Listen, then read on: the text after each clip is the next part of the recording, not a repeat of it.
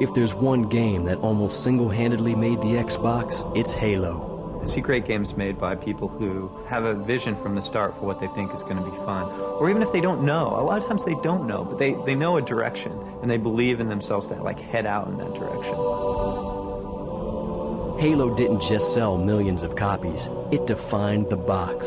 Every other game must measure up against it. Right at the beginning, I believed in Halo, and right at the end, I believed in Halo. And there was a bunch of times where it was hard to believe, where you thought stuff wasn't going to work, and where you didn't think everything was going to come together, that you were going to be done in time. We spent a long time in the beginning on Halo thinking about and trying to perfect the second-to-second experience of combat.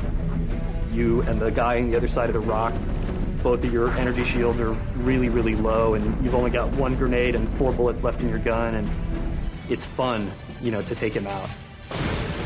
We actually started out as an RTS game way, way back in the days, a top-down game with lots of little guys running around. We learned a whole bunch about ourselves and about technology, doing that. You don't just want to be having this experience where your character looks cool, and you want to be playing. You want to play in the way that lets you win.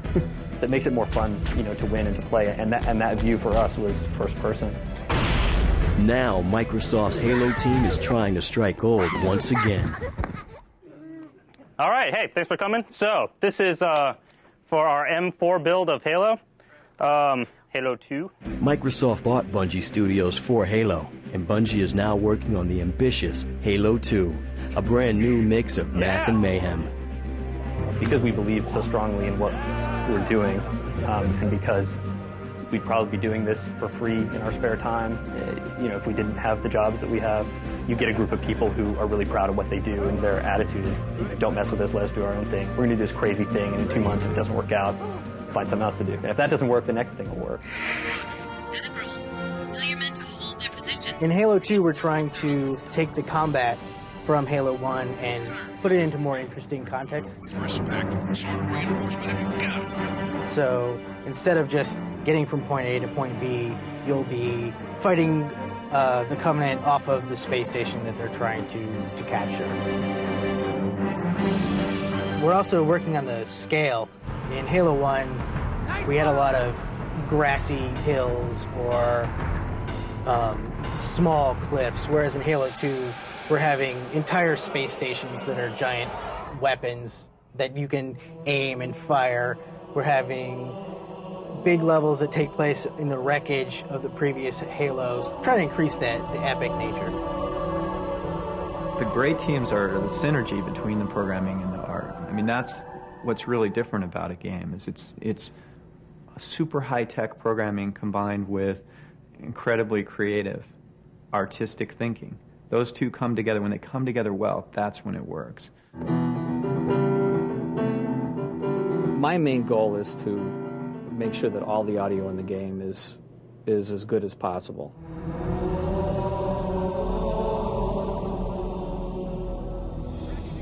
And that comes down to the voice acting, the atmosphere of the ambient background sounds, the sounds of the weapons and the vehicles, and then trying to bring some emotional content to the game by appropriate music that is dynamic. Mixing all that together is actually the hardest thing to do, because we don't know how someone might say a line, and if a grenade goes off at the same time, and then Cortana, the person who's telling you something very important, starts speaking at that very moment. That is something that we have to try to anticipate. So what happens is every time a player plays the game, that's the final mix, because the game is being mixed in real time. Yeah, man, that's weird. His ass just looks so flat there. That was the thing I was seeing today. I guess that's just the way it is. Bump mapping is taking two-dimensional drawing and applying that to the 3D world. The darker you draw, the deeper it is. The lighter you draw, the higher it is. It's all an illusion.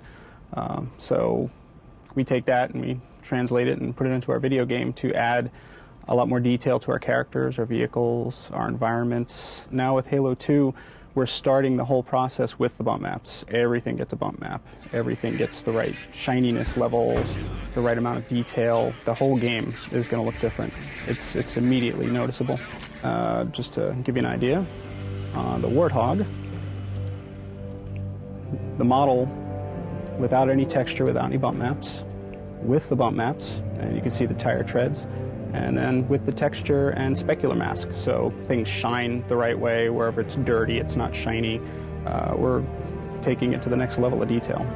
And of course, all fakery, nothing really there without the bump maps.